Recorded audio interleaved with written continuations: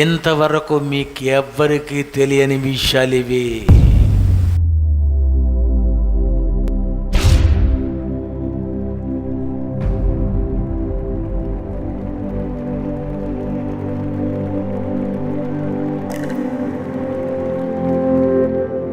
సువార్త పాట రాసి, సువార్త చేసి, పాట పాడి, పాడుతుండగా వెళ్ళిపోయాడండి మా సైమను. కుటుంబం అంతా ఏం ఆలోచిస్తున్నదో నాకు అనవసరం. కానీ నేను అనుకున్నాను, బ్రహ్మాండమైన సదుపాయాలు అనుభవించడానికి వెళ్ళిపోయాడండి. గొప్ప అదృష్టవంతుడండి. మా శాలిని కూడా వెళ్ళలేకపోయింది. ఆ కుర్రోడు వెళ్ళిపోయాడేటండి. రోగం ఉండి ప్రతి నెల బ్లడ్ ఎక్కించుకుంటున్నటువంటి శాలిని ఉండిపోయింది. ఆరోగ్యంగా ఉంటున్నటువంటి అతడు అక్కడికి వెళ్ళిపోయేటి. నాకు బుర్ర పాడైపోయింది. ఫోన్ చేశాడు, అన్నయ్య ఇలా జరిగిందని. అంటే నాకు మూడు గంటల సేపు బ్లాంక్లో ఉండిపోయాను నేను. ఇదెందుకు ఉండిపోయింది, ఆకురుడు ఎందుకు వెళ్ళిపోయాడు? అంతే కదండి, వెళ్ళిపోతాం. వెళ్ళిపోయినాడు బాగానే ఉన్నాడు, వెళ్ళిపోయినాడు బాగున్నాడు, హాయిగా ఉన్నాడు. చనిపోయిన వాని గురించి ఏడవవద్దు అని దేవుడు అంటున్నాడు. ఏమంటాడు ఆయన? చనిపోయిన వాని గురించి ఏడవద్దు. ఎందుకు ఏడుస్తున్నారు? అతడు సదుపాయములు, అచ్చట అన్ని సదుపాయాలు కలవు. ఏం అదృష్టం అండి అతడికి, ఏం అదృష్టం. ఉంటే సువార్త చేయాలి, ఉంటే దేవుని కోసం ఇంకా తిరగాలి, ఉంటే ఎన్నో జరగాలి. ఇక్కడ ఒకటే ప్రాబ్లం, తండ్రి దగ్గర కొడుకు లేడు, కొడుకు దూరం అయిపోయాడన్న ఒక చిన్నది ఉంది. చిన్న బాధ, చిన్న సబ్జెక్టు, చిన్న నిచ్చెన. ఒకటే, జాబ్ అయితే లాభం. అతనికి ఏంటది? లాభం. మనకంటే ముందే కదండి వెళ్తారు. నేను ఎప్పుడు ఇదే చేస్తాను. దేవా, శాలినికి, సుందరికి, నాకు, దీనికి పరలోకం ఇచ్చేయండి. మేము పరదేశకు వచ్చేస్తాం, మేము అక్కడికే వెళ్ళిపోతాం. బ్రతికున్నాం అనుకోండి, ఎంత దూరమైనా వెళ్ళిపోతాం. ఎన్ని పనులైనా చేసేస్తాం, ఎన్ని ప్రసంగాలైనా చెప్పేస్తాను, బైబిల్ చదవమంటే చదివేస్తాను. ఏం చేయమంటారు? పడుకోనండి. మీరు బాగా పడుకుంటారు, అందుకే మీకు బొగ్గలు చక్కగా వచ్చి పడుకోండి. 24 గంటలు అదేనా? ఏమండి, ఇలాంటి వాక్యాలు చదువుతుంటే ఎలా ఉంటుందండి? ఏమి నిద్ర వస్తుందండి? ఎప్పుడు వెళ్ళిపోతామా అనిపిస్తుంటుందండి. ఎప్పుడు వెళ్ళిపోతానా, తొందరగా వెళ్ళడానికి కావదు, బోల్డ్ పని ఉంది. కొంతమందిని దేవుడు తీసుకెళ్ళిపోతాడు. ఎందుకు తీసుకెళ్ళిపోయాడు మొన్న సైమన్ని? ఆయన నాకు చెప్పిన పాఠం ఒకటే, నేను ఎప్పుడు పడితే అప్పుడు పిలిచేస్తాను, రెడీగా ఉండండి. అంతే. మీరు రెడీగా ఉంటారా, ఉండరా? దేవుని పనికి వస్తారా, దేవునికి ఇస్తారా, దేవుని గురించి చెప్తారా? మీకు సైమన్ చనిపోతే మీకు ఏం అర్థమైందో నాకు తెలియదు, కానీ నాకు ఒకటే అర్థమైంది, అయ్యో బాబో, ఈయన ఎప్పుడు పిలిచినా మనం రెడీగా ఉండాలి.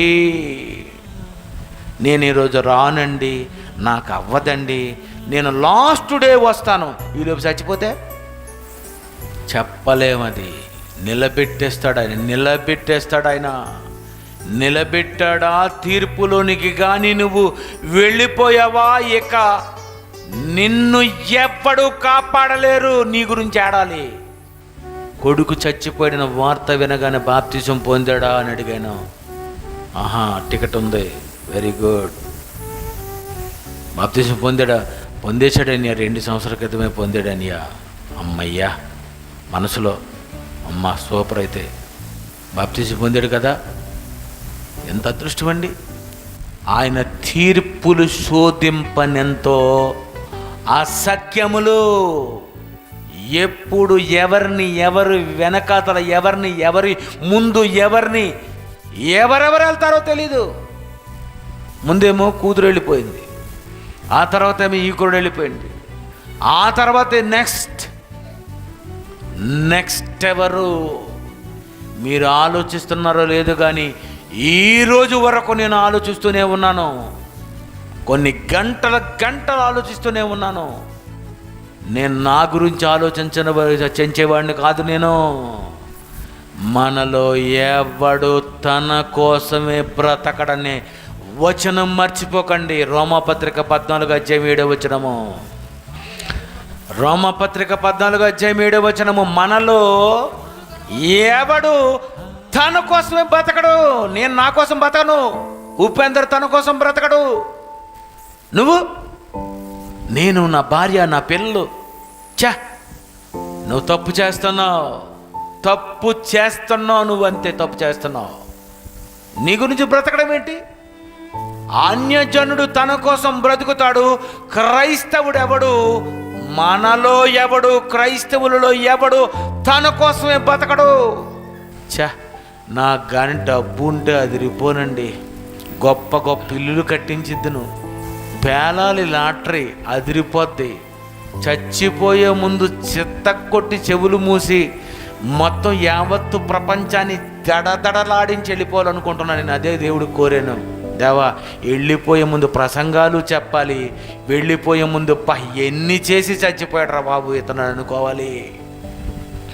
మనలో ఎవడు తన కోసమే బ్రతకడు. నువ్వు రాసుకున్నావో రాసుకోలేదో, నేను ఎప్పుడో రాసుకున్నాను.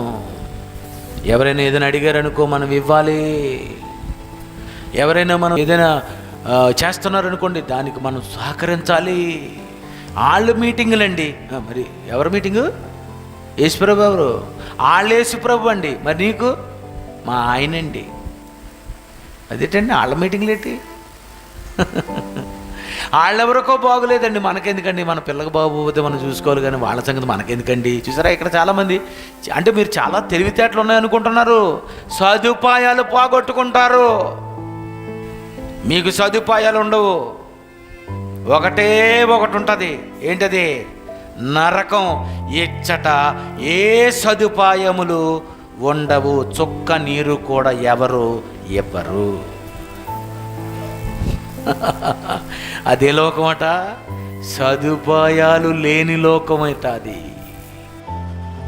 కనుక ప్రియమైన దేవుని పిల్లలా, దేవుని పని చేయండి.